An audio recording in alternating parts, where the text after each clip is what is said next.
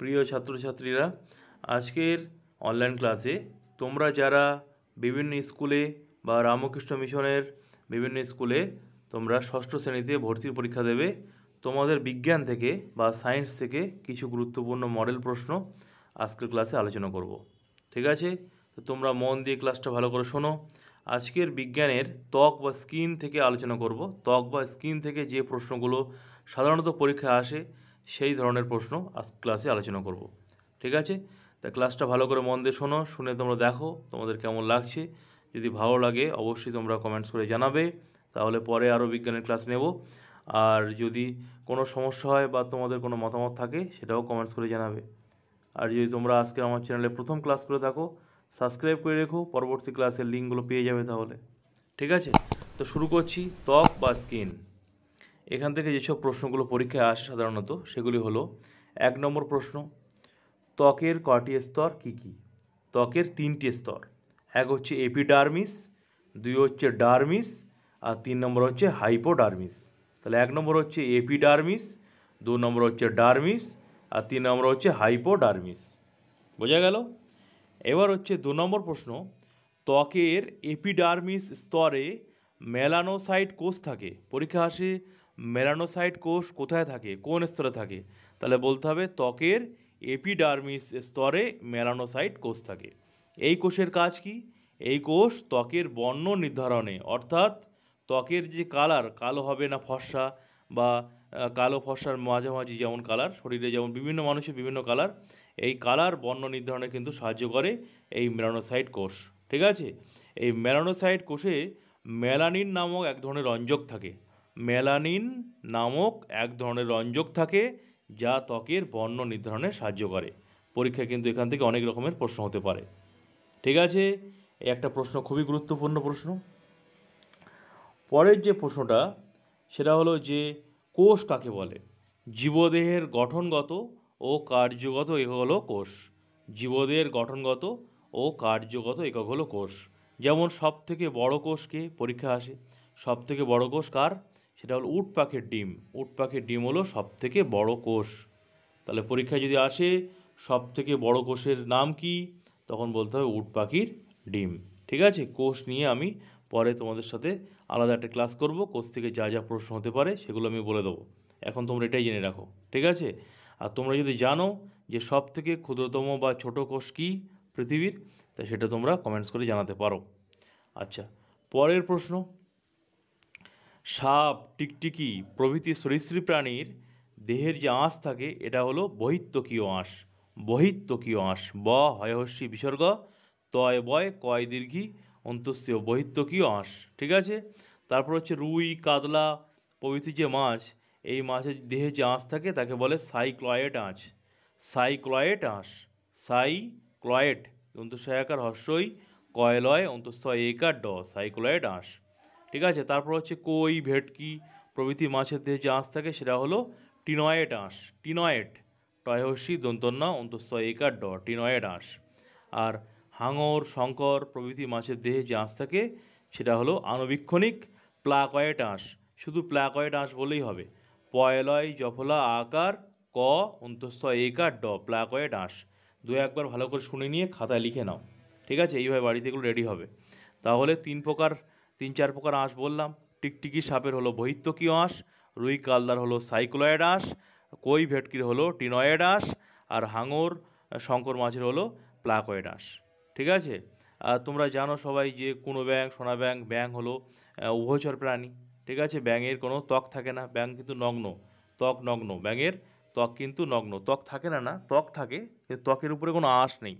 ত্বকটা হচ্ছে নগ্ন প্রকৃতির। ঠিক আছে? ব্যাঙের কিন্তু ত্বক থাকে, এই ত্বকে কোনো আঁশ বা লোম নেই কিন্তু। ঠিক আছে? বা পালক নেই, আস্তরণ থাকে না, অর্থাৎ নগ্ন প্রকৃতির।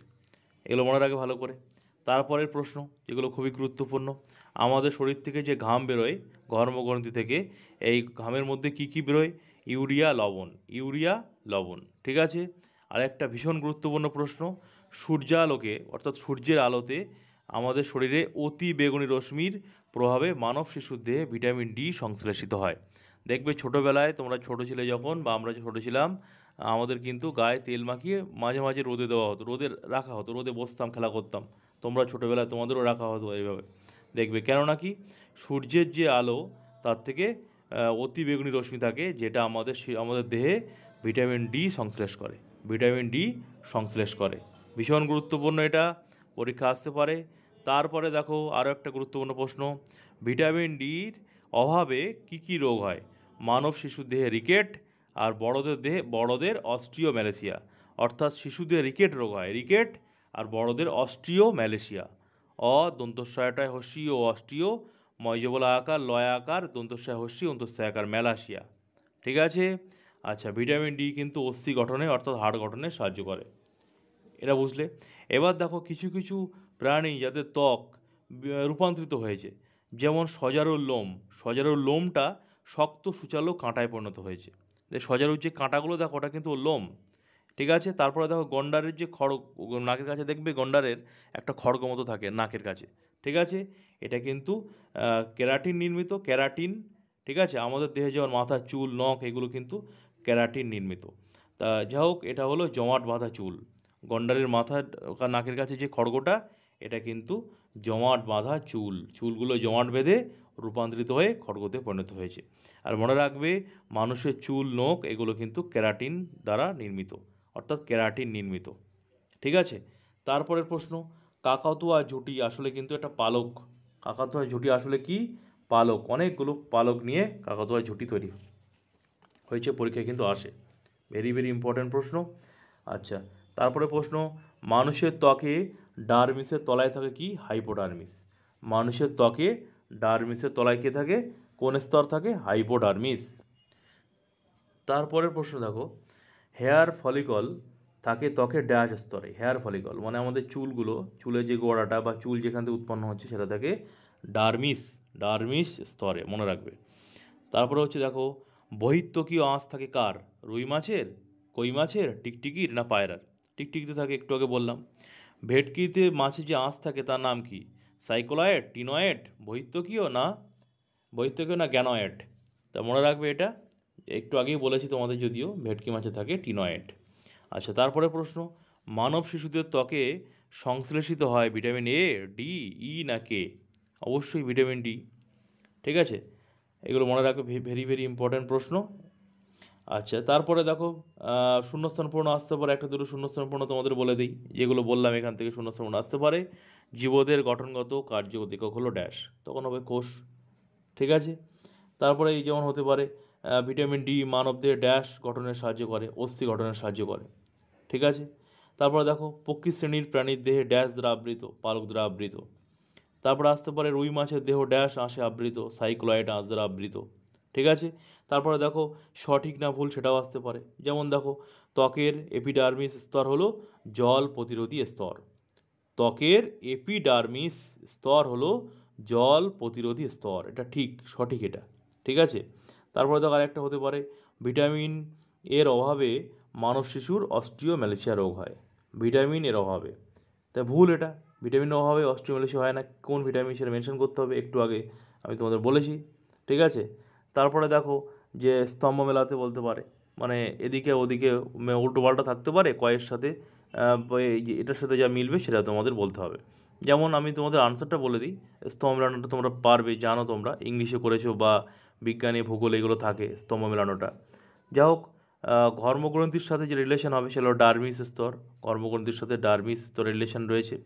আচ্ছা, তারপরে দেখো মেলানোসাইট কোষ, এটা হলো এপিডার্মিস স্তর, মানে এপিডার্মিস স্তরে থাকে মেলানোসাইট কোষ, ডারমিস স্তরে থাকে ঘর্মগ্রন্থি।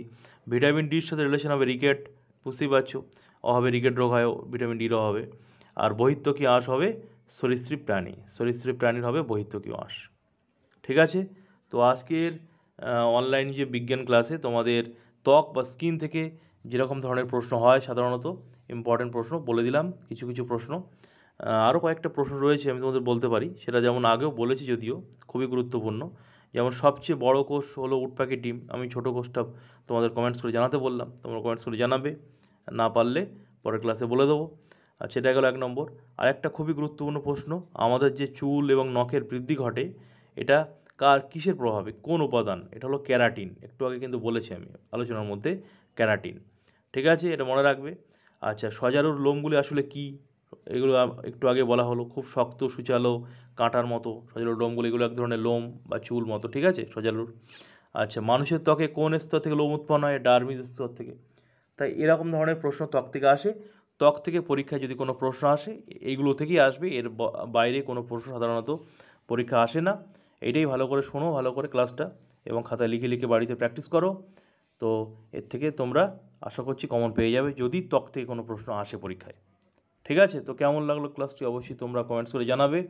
পরের আবার বিজ্ঞান ক্লাস তোমাদের জন্য হবে, অন্য কোনো বিষয় নিয়ে আলোচনা করব। ঠিক আছে, তাহলে বাড়িতে ভালো করে রেডি হও। এটা